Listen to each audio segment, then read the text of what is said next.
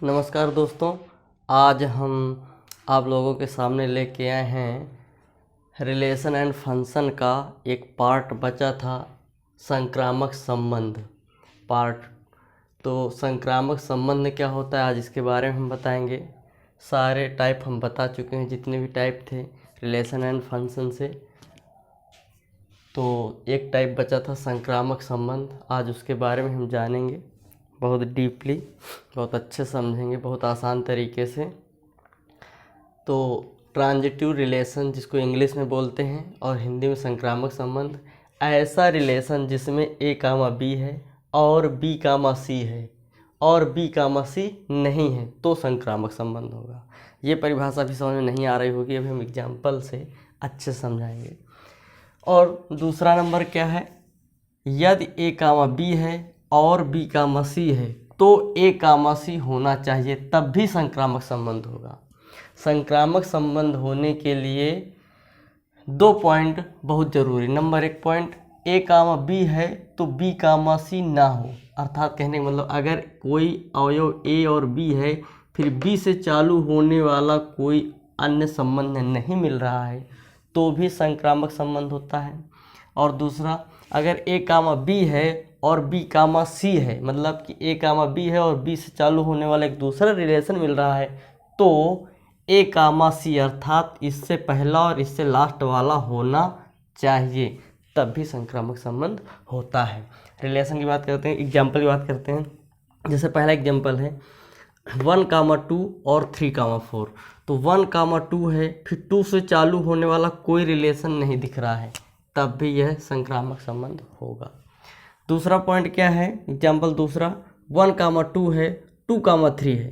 पहले के ये इससे समझ में आ रहा होगा, ए कामा बी है मतलब 1,2 है, फिर बी कामा सी अर्थात 2 से कोई चालू होने वाला नहीं मिल रहा है, तब भी संक्रामक संबंध होगा। दूसरा एग्जाम्पल 1,2 है और 2,3 है। जैसे 1 कामा वो ए कामा बी है और बी कामा सी है, तो ए कामा बी है और बी कामा सी अर्थात बी से चालू होने वाला एक तीसरा रिलेशन मिल रहा है तो ए कामा सी होना बहुत ज़रूरी। जैसे यहाँ 1,2 है और 2,3 है तो 1,3 होना ज़रूरी, जो कि है। इस तरह ये भी हमारा क्या होगा, संक्रामक संबंध होगा। जैसे हम एक्सरसाइज चालू करेंगे तो और अच्छे समझ में आएगा। थोड़ा एक चीज़ नोट कर लो, क्या लिखेंगे, यदि कोई रिलेशन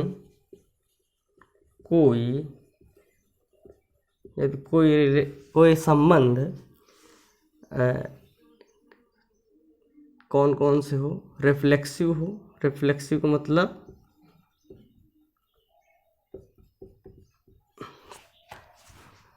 स्वतुल्य जिसे बोलते हैं हिंदी में रिफ्लेक्सिव, और सिमेट्रिक जिसे हम सममित बोलते हैं, एंड ट्रांजिटिव जिसे हम संक्रामक बोलते हैं। यदि कोई रिलेशन रिफ्लेक्सिव, सिमेट्रिक तथा ट्रांजिटिव तीनों रिलेशन है तो इस प्रकार के रिलेशन को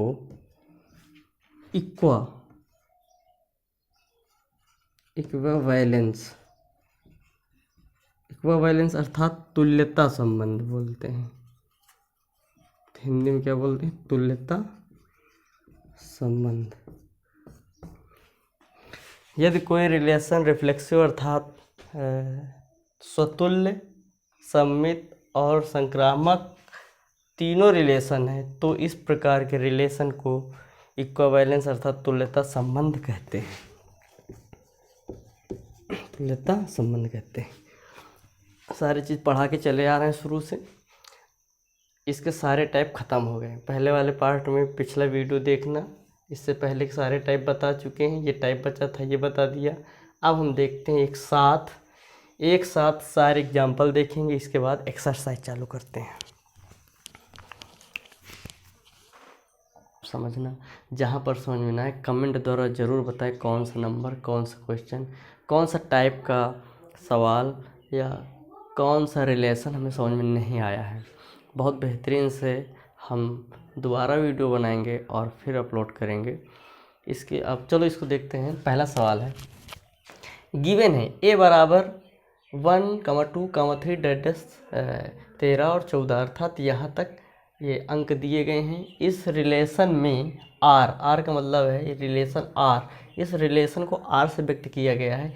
इस प्रकार परिभाषित है कि यह रिलेशन है x, y such that 3x - y = 0, या इसको हम ऐसे भी लिख सकते हैं y = 3x, ऐसे लिख दिया है थोड़ा।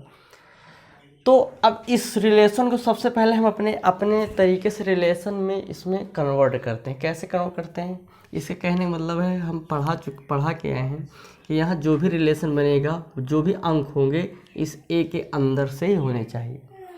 तो चलो देखते हैं। तो कह रहा है पहला x है, दूसरा y है, मतलब इस टाइप का रिलेशन बनाएंगे तो हमारा जो x और y के जो भी मान होंगे, वो अंक कहाँ से होंगे, 1 से लेकर 14 तक की संख्या ही होनी चाहिए।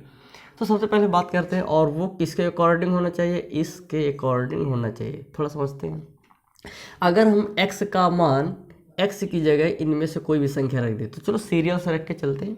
सबसे पहले अगर x की जगह हम 1 रखते हैं, इस x की जगह 1 कामा लगाया, तो y की जगह क्या रखेंगे, इसके अकॉर्डिंग। तो हम यहाँ अगर x की जगह 1 रख दें तो y बराबर 3, x की जगह 1 माना है तो y का मान अब अपने मन से नहीं रखोगे, एक पॉइंट तुम रखोगे अपने मन से, दूसरा इसके अकॉर्डिंग निकालोगे। अगर तुम y बराबर कुछ रख रहे हो तो x का मान तुमको निकाल के ही यहाँ रखना पड़ेगा। ठीक है, हम यहाँ क्या करते हैं, पहले x का मान हम यहाँ से उठा के सीरियल से रखते हैं और y का मान इससे निकालते हैं। जैसे x का मान हमने 1 ले लिया, अब y का मान रखने के लिए यहाँ पर x का मान 1 रखा तो y का मान 3 आ गया। कुछ इस प्रकार चलेंगे। अब हम क्या करते हैं कि x का मान 2 रखने जा रहे हैं, तो अगर यहाँ पर x की जगह 2 रखा तो y का यहाँ से निकालेंगे, अर्थात x की जगह 2 रखेंगे तो y का मान 6 आ गया, तो यहाँ 6 रखेंगे। इसी प्रकार हम x की जगह 3 रखेंगे तो y का मान क्या आएगा, 3 गुणे 3, x की जगह 3 तो 9 आ गया। और इसी प्रकार हम x की जगह अगर 4 रखते हैं तो यहाँ भी 4 रखेंगे तो y का मान 12 आ गया। और यहाँ x की जगह 5 रखेंगे तो यहाँ भी 5 रखेंगे तो y का मान 15 आ गया, जो कि गलत हो रहा, क्योंकि इसमें बताया गया है x और y के मान इन्हीं अंकों में से ही होना चाहिए। यहाँ 15 नहीं है और यहाँ 15 आ रहा तो ये पूरा रिलेशन ही नहीं होगा, बस हमारा रिलेशन यहाँ तक बना। ये बात बहुत अच्छे समझ में आ गई होगी। यहाँ तक तो हम डायरेक्ट अभी तक जो समझाते चले आए हैं, डायरेक्ट रिलेशन ये वाला लिखते थे और इसी में हम बताते थे कि क्या है, स्वतुल्य है कि संक्रामक है कि सममित है कि नहीं है। अब इसी को चेक करेंगे इसके अकॉर्डिंग। ये चीज़ तो रहा, हम यहाँ कक्षा 11 में पढ़ के आए हैं इतना, इसके अकॉर्डिंग ये रिलेशन। अब 12 जो हम पढ़ा रहे हैं इसके आगे चलेगा, जो कि हमने अभी टाइप पढ़ा चुके हैं। तो अब इसमें हमको क्या क्या चेक करना है, स्वतुल्य समझना है और सममित समझना और संक्रामक, ये 3 रिलेशन हमको इसमें समझना है, जो कि रिफ्लेक्सिव और सिमेट्रिक और ट्रांजिटिव बोलते हैं। तो सबसे पहले पॉइंट नंबर 1 डाल देते हैं। इसमें सबसे पहले हम देखेंगे कि ये जो हमारा रिलेशन है ये स्वतुल्य है कि नहीं। तो हम हिंदी में ऐसे लिख देंगे, स्वतुल्य के लिए, स्वतुल्य के लिए। अच्छा, स्वतुल्य के लिए हम परिभाषा में क्या बताते चलें, स्वतुल्य के लिए क्या है कि स्वतुल्य होने के लिए क्या होता है, स्वतुल्य को रिफ्लेक्सिव बोलते हैं इंग्लिश में। और स्वतुल्य के लिए क्या होना, 1,1 हो, 2,2 हो, 3,3 हो, 4,4 हो। लेकिन रिफ्लेक्सिव के लिए 4 से 4 तक नहीं, ए में जितने भी अंक हो सबके डबल डबल होने चाहिए। मतलब कि अगर 1 है तो 1,1, 2 है तो 2,2, 3 है तो 3,3, 4 है 13,13, क्योंकि यहाँ कुछ नहीं दिखाई दे रहा है, 1,1 भी नहीं दिखाई दे रहा। और ना के लिए हमें निगेटिव के लिए हमें 1 काफ़ी है, यहाँ 1,1 ही नहीं दिख रहा है तो हम कह देंगे स्वतुल्य नहीं है। लेकिन इसको लिखते कैसे हैं, हम यहाँ बात करेंगे कि रिफ्लेक्सिव के लिए क्या करेंगे, स्वतुल्य के लिए 1,1, इसको हम ये चिन्ह है अवयव जिसे बोलते हैं, 1,1 ये है आर रिलेशन। 1,1 रिलेशन में, इस रिलेशन में 1,1 ऐसे लाइन खींच दिए, 1,1 इस रिलेशन में नहीं है, इसलिए यह रिलेशन स्वतुल्य नहीं है, बस एक लाइन का आंसर है, स्वतुल्य नहीं है। बात समझ में आ रही होगी। सेकंड नंबर सवाल की बात करते हैं। स्वतुल्य के लिए हमने रीजन दे दिया, 1, 1 नहीं है इस रिलेशन में, इसलिए यह रिलेशन स्वतुल्य नहीं है। अब बात करते हैं स्वतुल्य की सममित की। सममित, जिसको इंग्लिश में बोलते हैं सिमेट्रिक। सममित के लिए, चलो सममित के लिए देख लेते हैं। सममित के लिए क्या होना चाहिए कि अगर 1, 1 है तो इसका उल्टा 1, 1 होना चाहिए। मतलब ऐसे, जैसे 1, 3 है तो इसका उल्टा 3, 1 होना चाहिए, जो कि नहीं है। हमने कहा था ना के लिए एक काफ़ी होता है। हम यहाँ लिख देंगे 1, 3 तो इस रिलेशन में दिख रहा है, 1, 3 रिलेशन में है, बट 3, 1 इस रिलेशन में नहीं है। नहीं बात समझे, 1, 3 तो रिलेशन में है, बट लेकिन 3, 1 इसका उल्टा इस रिलेशन में नहीं है, इसलिए यह संबंध या यह रिलेशन, यह रिलेशन क्या नहीं है, सम्मित नहीं है, सम्मित नहीं है। बात समझ में आ रही होगी। इसी प्रकार थर्ड नंबर की बात करते हैं। थर्ड नंबर में क्या है, सम्मित, स्वतुल्य, सम्मित और संक्रामक की बात आई, जिसे ट्रांजिटिव बोलते हैं। संक्रामक के लिए, संक्रामक के लिए हमने क्या बताया था, जैसे 1, 3 है तो 3 से चालू होने वाला एक अन्य वर्ड, अन्य रिलेशन होना चाहिए, जैसे है, जैसे इसमें दिखाई देते हैं। 1, 3 रिलेशन में है, एंड 3, 9 भी रिलेशन में है। इसको क्यों लिखा, हमने कहा था संक्रामक के लिए 1, 3 है तो 3 से चालू होने वाला एक अन्य रिलेशन होना चाहिए, 3 से चालू होने वाला एक अन्य रिलेशन होना चाहिए। तो हमने क्या किया, 1, 3 किया और 3 से चालू होने वाला 3, 9 है, दोनों हैं, बट क्या नहीं है, जो कि बहुत ज़रूरी है, बट 1, 9 होना चाहिए, और जो कि इस रिलेशन में कहीं नहीं दिख रहा है। इस रिलेशन में 1, 9 नहीं है, इस वजह से संक्रामक भी नहीं है, इसलिए यह रिलेशन संक्रामक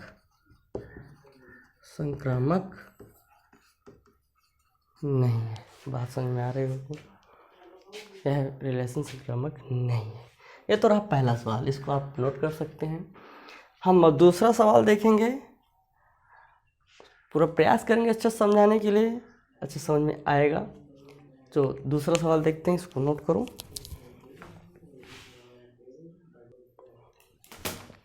इसका सेकंड नंबर सवाल है, प्राकृतिक संख्याओं के समुच्चय n में r x, y such that y बराबर x+5 तथा x 4 से कम होना चाहिए। इसका मतलब ये होता है द्वारा परिभाषित कोई संबंध r है।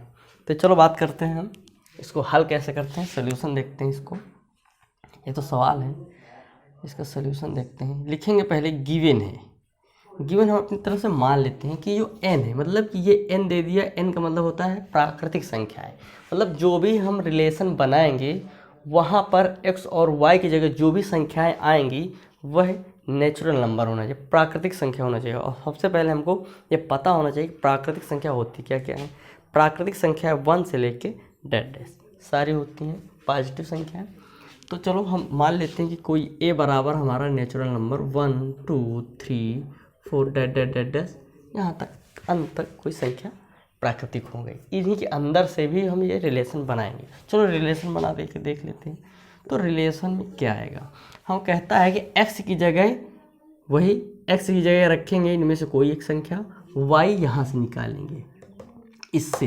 तो चलो अगर x की जगह हम सबसे पहले 1 रखते हैं, तो y की जगह क्या रखेंगे, y की जगह हम अपने मन से नहीं रखेंगे, यहाँ से निकालेंगे। जैसे y बराबर हमारा x+5 है, अगर हम x की जगह अपने मन से 1 मान लिया है, यहाँ से लिया है 1, तो यहाँ 1+5 अर्थात 6 आ गया y का मान। तो यहाँ पर जो x, y है तो y की जगह क्या रखेंगे, 6 रखेंगे। इसी प्रकार अगर हम x की जगह 2 मान लेते हैं तो बताओ y का मान 7 आ जाएगा। इसी प्रकार अगर हम x की जगह 3 मान लें तो y का मान 8 आएगा, x की जगह 3 तो y का मान 8 आ गया। और सुनो, x का मान हम 4 से ज़्यादा नहीं ले सकते हैं, प्राकृतिक तो होगा लेकिन किससे, ये भी कंडीशन दिया हुआ है, x का मान 4 नहीं 4 से कम। अगर यहाँ हम x की जगह 4 नहीं रख सकते हैं, 3 तक ही रख सकते हैं, हमने 1 2 3 रखा तो हमारा केवल रिलेशन इतना बन के आया है। अब आगे हम नहीं बना सकते। अब इस रिलेशन में हम चेक करेंगे स्वतुल्य है कि नहीं, सम्मित है कि नहीं, ट्रांजिटिव अर्थात संक्रामक है कि नहीं, तीनों देखेंगे। तो सबसे पहला स्टेप देखेंगे स्वतुल्य के लिए। स्वतुल्य के लिए, अब स्वतुल्य के लिए बात करते हैं। तो स्वतुल्य के लिए क्या है, 1 कामा 1 नहीं है रिलेशन में, इसलिए यह रिलेशन अर्थात आर को रिलेशन में व्यक्त करते हैं, यह रिलेशन स्वतुल्य नहीं है, स्वतुल्य नहीं है। अब बात करते हैं सेकंड नंबर सम्मित के लिए। सम्मित सिमेट्रिक जिसे बोलते हैं इंग्लिश में, सम्मित के लिए क्या है, सम्मित के लिए उल्टा होना चाहिए। 1 कामा 6 है, 1 कामा 6 है तो 6 कामा 1 होना चाहिए। 1 कामा 6 है, 6 कामा 1 नहीं है, मतलब सम्मित भी नहीं है। 1 कामा 6 तो रिलेशन में है, लेकिन अर्थात इसको इंग्लिश में लिख देंगे बट 6 कामा 1 इस रिलेशन में नहीं है, इसलिए यह रिलेशन सम्मित नहीं है, बात आती है संक्रामक की, देख लेते हैं। थर्ड नंबर संक्रामक के लिए